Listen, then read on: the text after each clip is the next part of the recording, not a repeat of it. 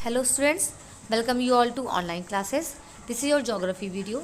In geography, we are learning lesson 1 resources. So student, let's start our study.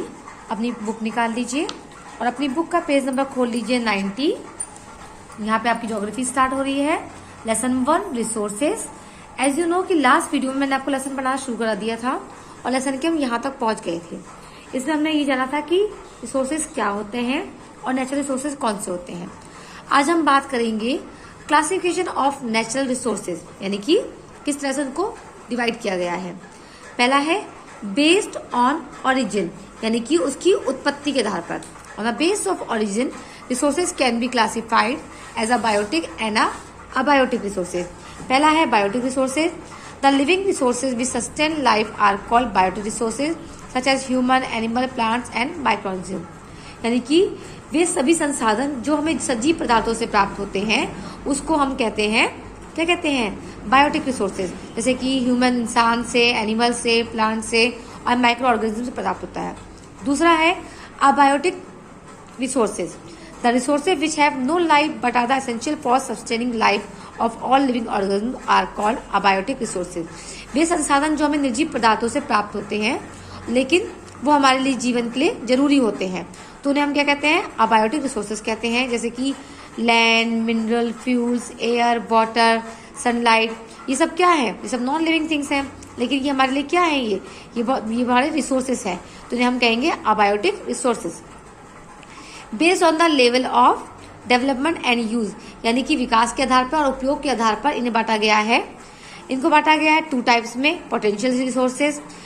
The resources which have the potential to be utilized but their stock or quantity is not known are referred to as a potential resources. ऐसे resources जो हमारे चारों तरफ तो हैं, मतलब हमारे सामने है लेकिन हमारे को उनका यूज करना नहीं आता है, वो कहलाते हैं potential resources. For example, India being located in the tropical region has the enormous potential of wind and solar energy, but on account of limitation of our present technology, it is not being utilized fully or even properly. यानी कि India के हमारा जो जिस reason में हम रहते हैं, ट्रॉपिकल रीजन में, वहाँ पे क्या है, विंड एंड सोलर एनर्जी का बहुत अच्छा सोर्स है, बट हमारे पास टेक्निक की दृष्टि से और हमारे पास इतने संसाधन नहीं है कि हम उसका अच्छी तरह से पूरी तरह से यूज कर पाए, हम पूरी तरह से उसका प्रयोग कर पाए. उसके बाद में एक्चुअल रिसोर्सेज, यानी कि वास्तविक संसाधन. वे संसाधन the resources whose actual reserve or quantity is known are called excess resources. All of these may not be used currently, but there is a possibility of their being utilized in future. For example, rich deposit of iron ore in the Deccan Plateau and natural gas in the Gujarat region are actual resources. Way resources जिनकी मात्रा ज्ञात होती है और पर इनका हम समय उपयोग किया जा रहा है और हम समय इनको यूज भी कर रहे हैं, वो हमारे क्या कहलाते हैं, एक्चुअल रिसोर्सेज कहलाते हैं.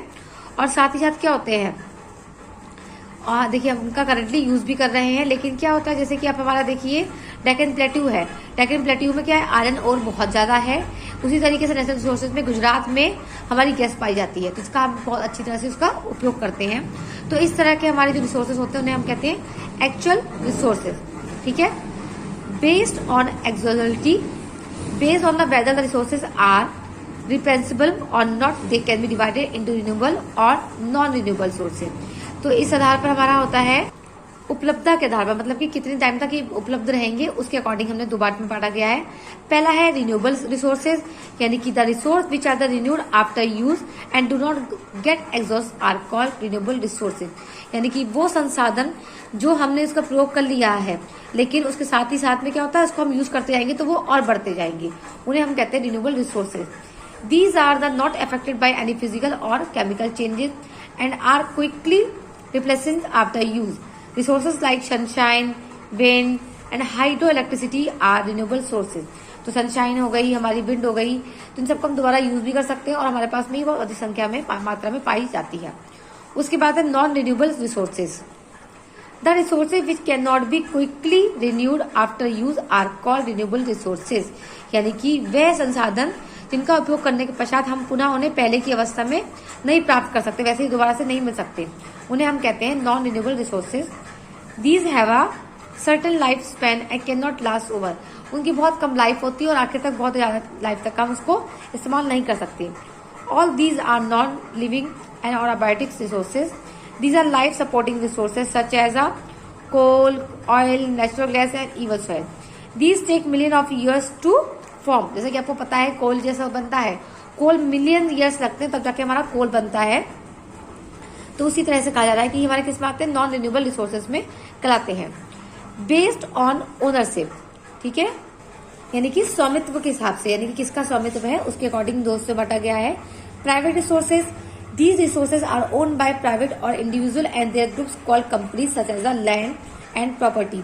किसी भी जगह की जमीन होती है, प्रॉपर्टी होती है तो किसी एक इंडिविजुअल पर्सन की या फिर पूरा ग्रुप होता है या कंपनी होती है, वो किसका मालिक कौन है, प्राइवेट एक इंसान है, तो वो प्राइवेट रिसोर्सेज होंगी। फिर है national resources, resources owned by local, state और national government like forest, mine, minerals, park and rivers are called national resources. जो नेशनल रिसोर्सेज होती है वो किसी वहाँ के स्टेट के द्वारा ली गई होंगी, जैसे कि वहाँ के जंगल हो गए, खान हो गई, मिनरल्स हो गए, पार्क है, नदियां हैं, वो हमारे हो गए नेशनल रिसोर्सेज। फिर है international resources, resources own jointly by government of 2 और more countries are called a international resources. यानी कि वो रिसोर्स है जिनको एक देश ने या फिर 2-3 देश ने मिलकर उसको लिया हुआ है, वो कहलाते हैं। जैसे कि आपका हो गया गंगा और ब्रह्मपुत्र के बारे में, तो गंगा और ब्रह्मपुत्र जो है वो 2 नेशन ने ले रखी है। कौन कौन है वो, चाइना, नेपाल एंड इंडिया, इन तीनों की ही उसमें अपना स्वामित्व है। तो नेक्स्ट है community resources, many grazing ground in villages are jointly owned by the community. Similarly many tribes consider land as a country resource and do not believe in a private ownership of a land.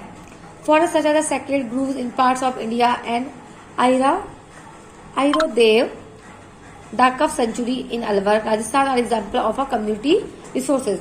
Community resources का मतलब होता है जो जाति या फिर किसी धर्म, मतलब कोई एक अपना ग्रुप बना हुआ है उसमें उनका अपना अधिकार है, उनको कहा जाता है। जैसे कि आपके ये पाया जाता है आपका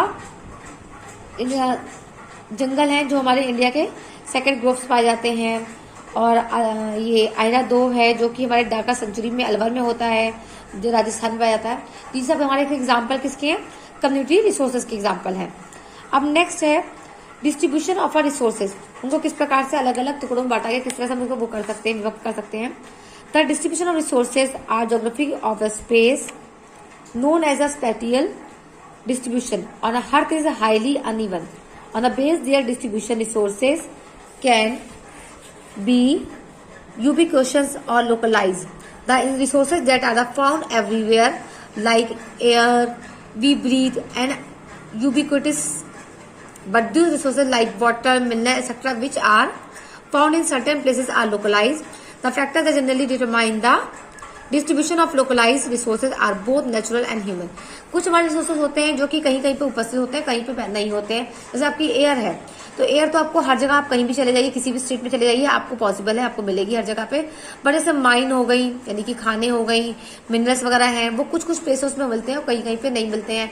जैसे कोल है, कोल हमारा झारखंड है और उड़ीसा है, वहां पे प्राप्त होगा। मिनरल्स है, बहुत सारे मिलते हैं, तो ये हर जगह पे हर स्टेट में नहीं पाए जाते हैं, इसलिए इनको हम कहते हैं, क्या बोलते हैं इनको, हम इन्हें बोलते हैं यूबिक्विटस और लोकलाइज बोलते हैं। ठीक है, तो बच्चों आज की वीडियो में मैं आपको इतना ही पढ़ा रही हूँ। इसके आगे का लेसन आपको मैं नेक्स्ट वीडियो में पढ़ाऊंगी। आपका होमवर्क ये होगा कि ये आपके पेज नंबर 91 पे नेचुरल रिसोर्सेज के डायग्राम बने हुए हैं, देख रहे हैं आप, इनको आप अपनी कॉपी में बना लीजिएगा। आपकी कॉपी कैसी होगी, इंटरलीफ, यानी वन साइड आपकी लाइन प्लेन पेपर होगा और वन साइड लाइनें होंगी।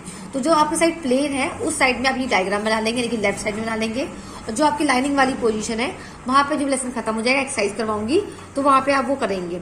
ठीक है, तो ज्योग्राफी की आपकी अलग कॉपी बनेगी और उसमें आप क्या करेंगे, एक साइड जो प्लेन है और एक साइड रूल है, उस कॉपी का यूज करेंगे। और कॉपी आपकी बड़ी, यानी कि रजिस्टर की तरह होनी चाहिए, छोटी कॉपी एक्सेप्टेड नहीं होगी।